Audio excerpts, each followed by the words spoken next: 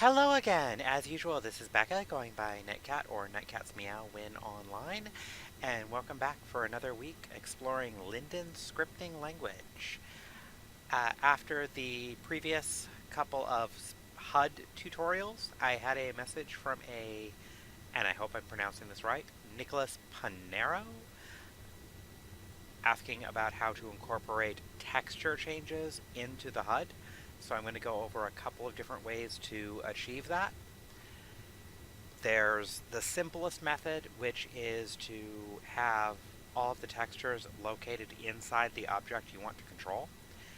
You can load them into the HUD, or if you're specifically looking for something really secure, like if you're doing it as a product and you want to make sure that somebody can't get access to those textures, then you can do it by programming the keys for those textures directly into the script in the object. Now, I'm going to go ahead and go over each of those methods over this week and next week. Some of you I know don't mind if I do longer videos, but judging by the amount of response I get, the shorter videos are favorable to most of the people watching, so I'm going to go ahead and stick with that. I do appreciate those of you that like the longer videos, but again,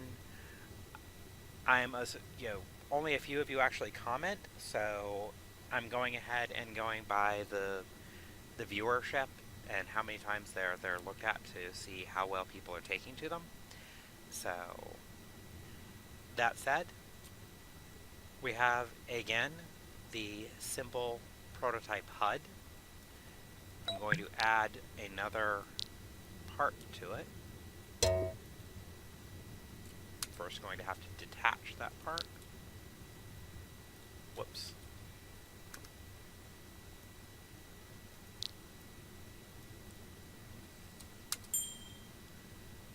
Unlink.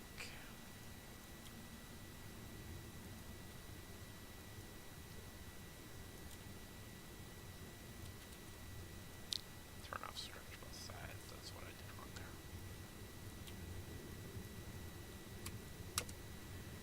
And of course, again, I'm going to have to actually get a look at what the individual link numbers are.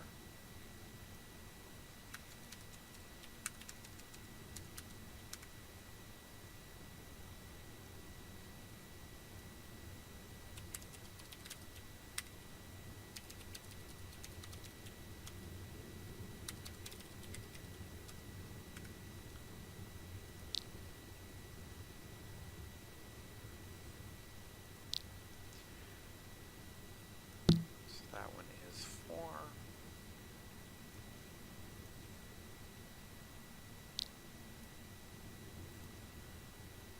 One, 3, 2.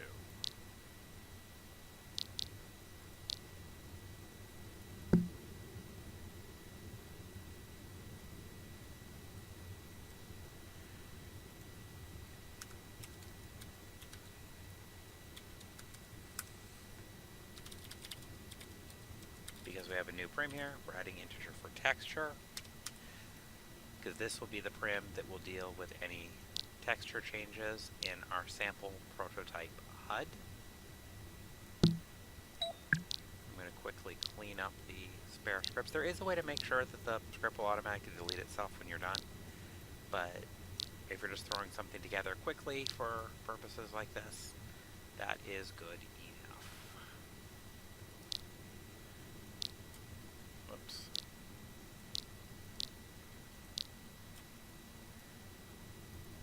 And you see, the other buttons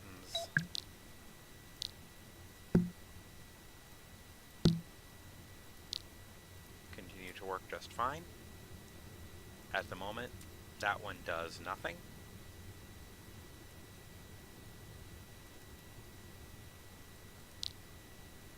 We're going to detach that.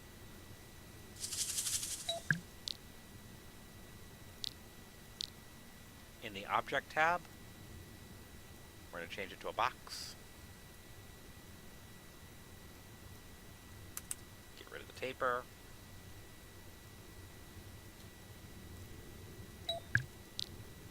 back, since we have this set up in such a way that it will only receive messages if it's actually attached to the avatar. There's an option in here for avatar center. There it is.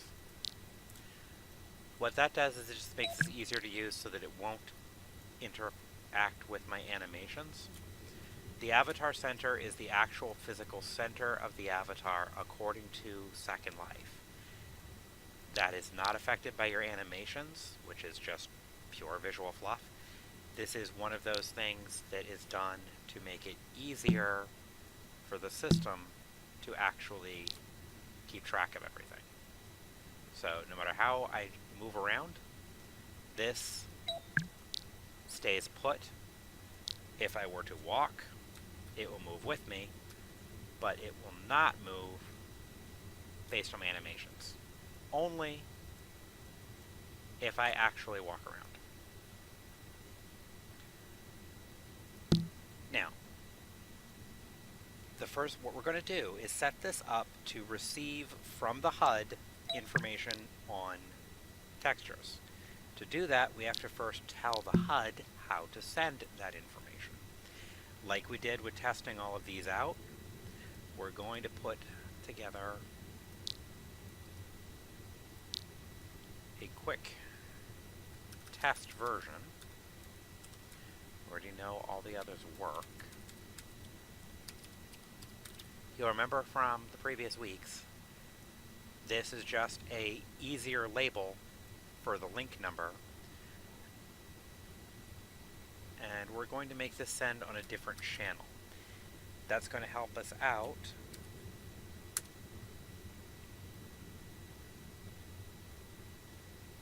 because the texture is going to be sending a key to that prim.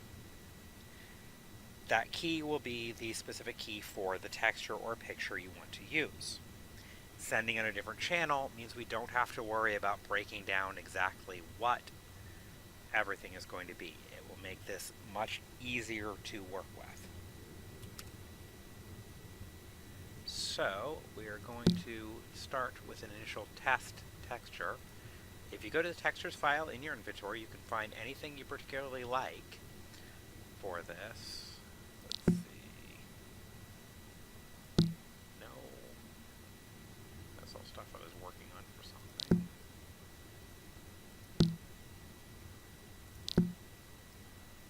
What is that? That's my hair. You know what? For this purpose, it will do. Copy UUID. Control V to paste. There we go. That was somebody that just wanted to show me what my hair was looking at. That's not what I need.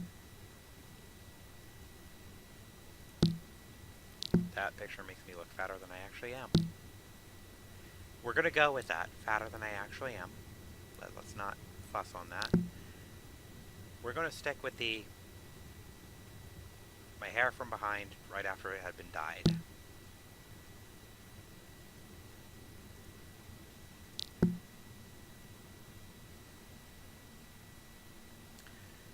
Now, here, we're going to copy and paste that line, 110.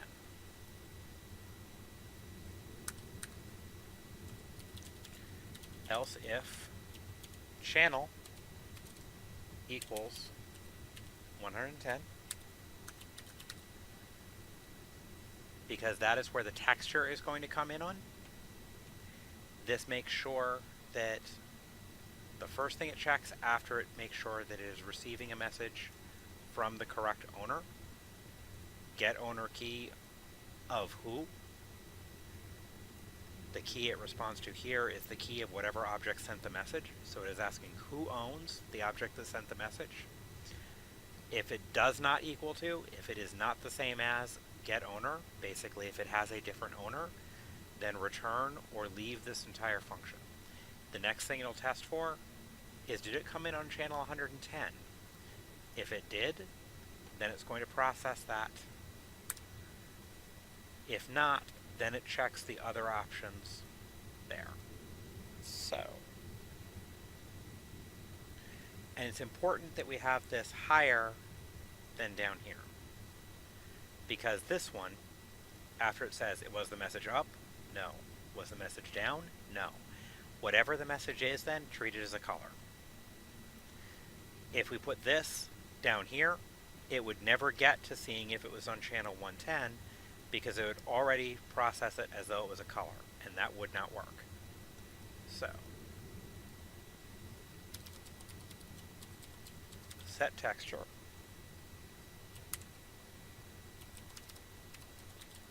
All sides.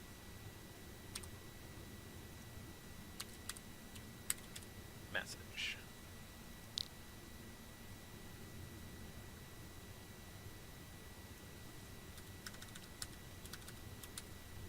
Sorry about that.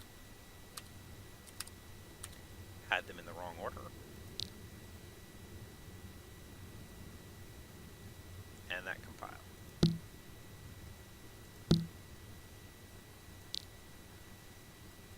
So.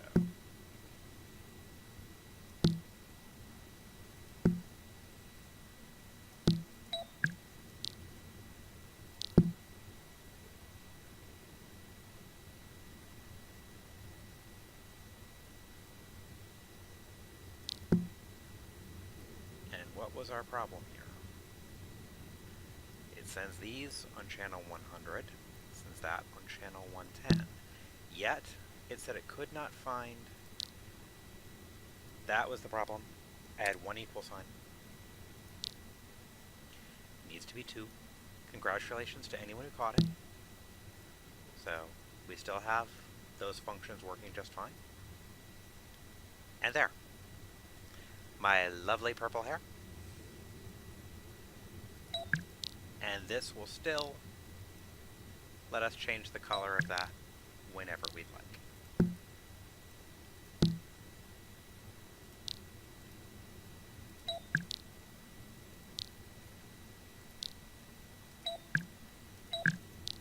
And just to show that again, we're going to blank the texture. Oops, that's the shininess layer. Blank. Boom. Now that by itself isn't super useful. So what you can do, pop yourself up here.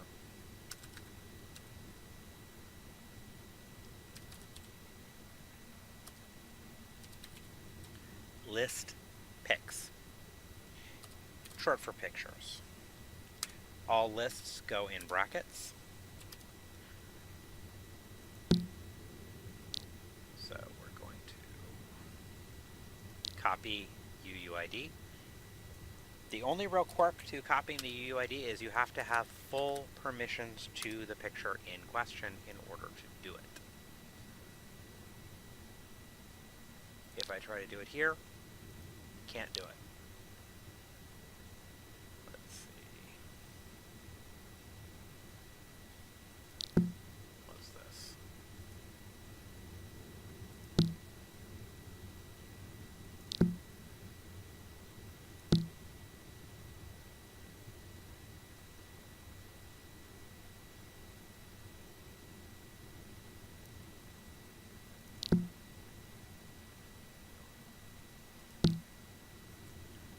Let's go with that. Copy UUID.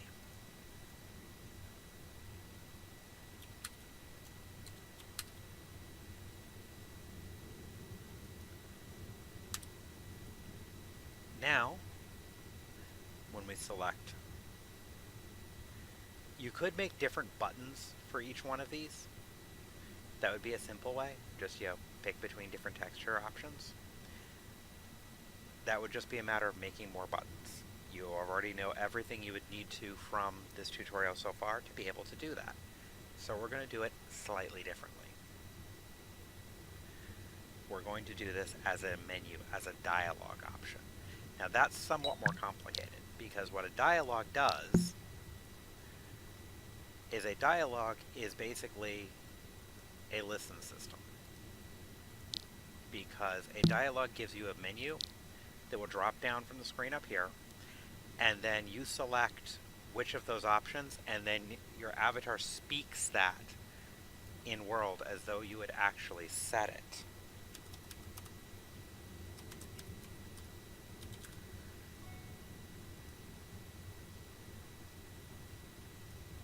So we're going to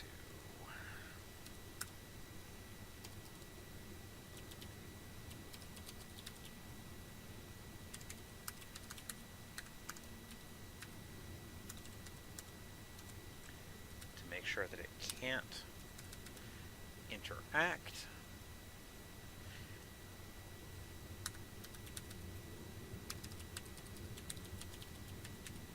You can use, whoops, put that in the wrong spot. You can use get owner here, because as far as Second Life is concerned, it's going to be you saying it.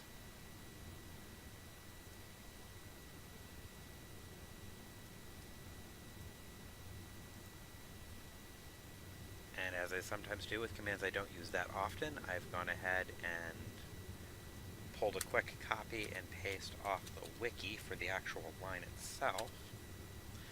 Dialog, key avatar, string message, list buttons, integer channel.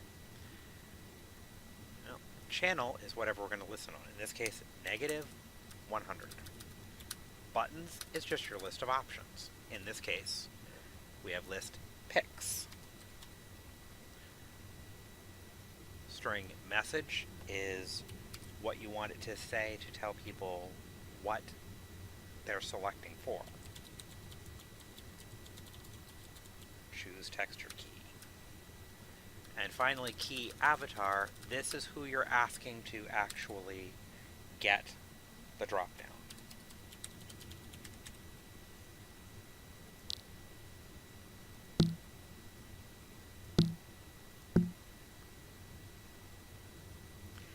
And in this case, it errors because the button labels have to be 24 or fewer characters long.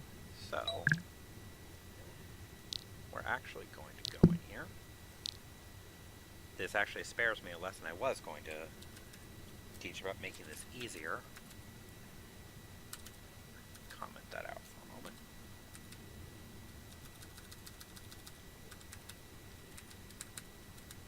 I was going to try to select from the keys. There is a way to make that work too, but we're going to make this simpler. There.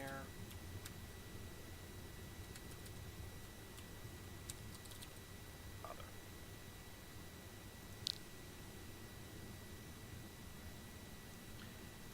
Click it, and we get the drop-down, hair or other. Ignore.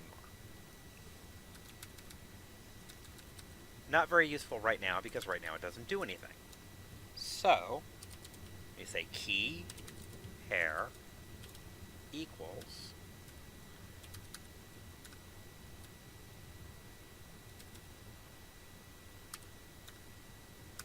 and then key, eat, make it the same, other, come back. Keyboard's running away from me.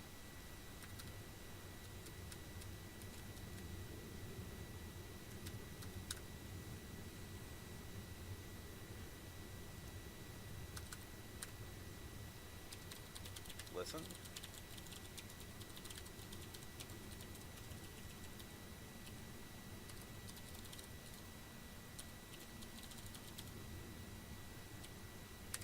At this point, if you've been following my tutorials, you should have done enough listens that it'll be okay if I don't go through and actually define all of that anymore. So, if message equals, the options were hair or other. You can, of course, name them whatever you want, something that makes more sense to what you're doing.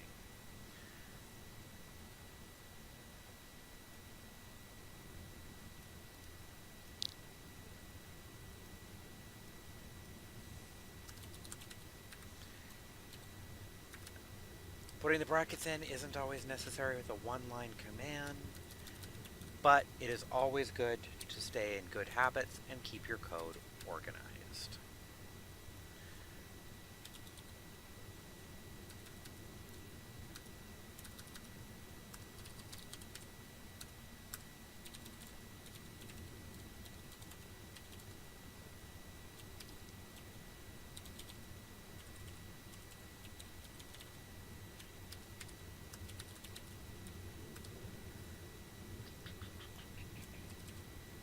Really need to look into getting some royalty-free music in here.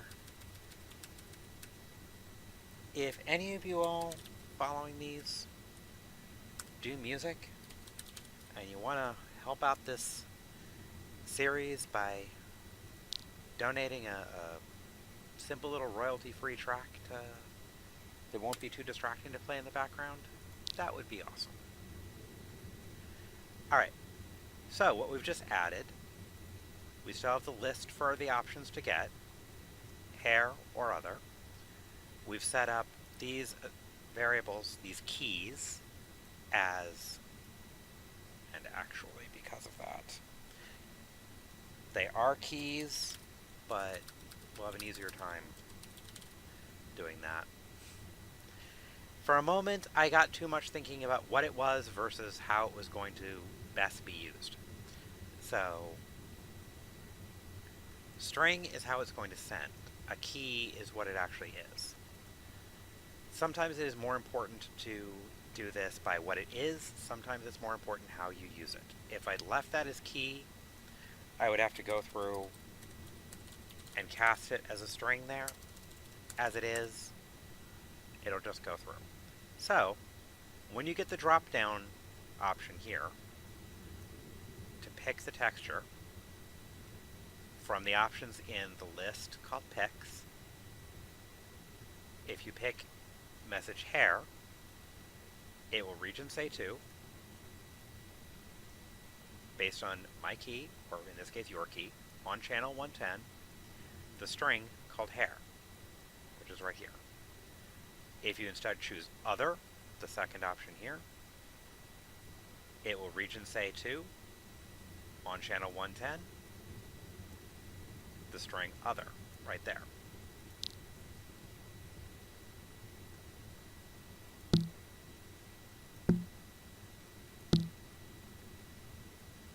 There you go, texture's changed. That's how you're going to do it if you're going to pre-program the textures by key into your HUD. This is really good if you're trying to keep the textures out of the hands of the end user, or if you're just making this for personal use. Next week, we'll go over how to actually get it from a series of options that you can put inside this. What we will do is actually have it go through and create a list for dropdown directly off of things you can put inside this object. The main difference is that the dialog command will actually be coming from here, and that we'll be assembling it dynamically based on the list of textures inside. That's actually something I'd meant to teach y'all about eventually anyway, and this is a wonderful reason to do it. So, if y'all just come back next week, I will go ahead and discuss dynamically generating a list from inside the object based on its available textures. So, that will be next week, should be uploaded Tuesday by noonish.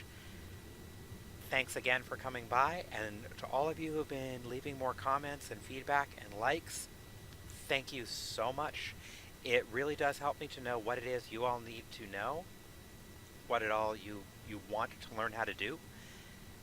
And a couple of people have sent messages about problems with their code. I have no problem working on helping people solve problems with their own code. The thing is, if you're going to send me something in SL, it's good to leave me a message or a comment on one of the videos so that I know to look for it, since I'm not always in SL all that often anymore. It depends on what else I've got going on that week. And if you're going to send me code for me to review, make sure it is full perm. If you send it to me just write it up and then drop it onto me, the scripts will default to no copy and no mod. The problem for me is if it's no modify is I can't look at it. I won't be able to see it. And I can send you back corrected lines if it's no copy, but it's much easier to make the corrections, leave a few comments, and then send it back to you. But if you want more one-on-one talk, I can schedule a time with y'all. I have Skype, I have Discord, I have plenty of options. If there's not too many people looking for that, I don't mind doing that. If it is a lot of people, then I may have to work something out. But anyway, we'll figure that out as we go along and build our little community here. So once again, this has been Becca going by Netcat or Netcat's Meow when online, and I look forward to hearing from you all. Good day, good luck, and happy coding.